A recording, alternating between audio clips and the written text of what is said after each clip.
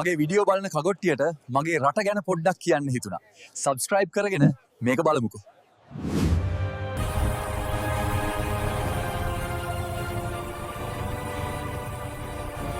අතීත ලෝකයේ බලවත්ම ශිෂ්ටාචාරය රෝමේ හදවත බඳ වූ තැනක අදටත් විරාජමානව පවතින යෝධ නිර්මාණයක් තිබෙනවා.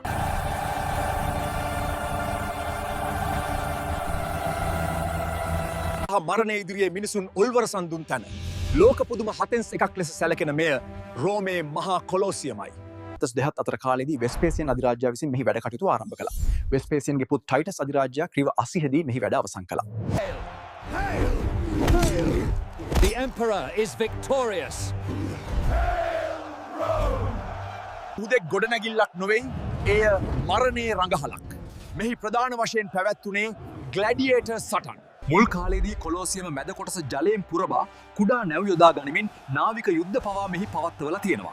එකවර 50,000 සිට 80,000කට පමණ සෙනඟකට අසුන් ගත හැකි වූ මෙය නූතන ක්‍රීඩාංගණවලටත් වඩා විශිෂ්ට. රෝම අධිරාජ්‍යයේ බිඳවැටීමත් සමග කොලෝසියමට කනකොකා හැඬුවා. දරුණු භූමිකම්පා සහ ගල්සොරුන් නිසා මෙහි විශාල කොටස මෙවැනි දේ ඔරිස්කාට් ඔබ ළඟටම ගෙන්ව ගන්න subscribe button 1k ඔබන්නා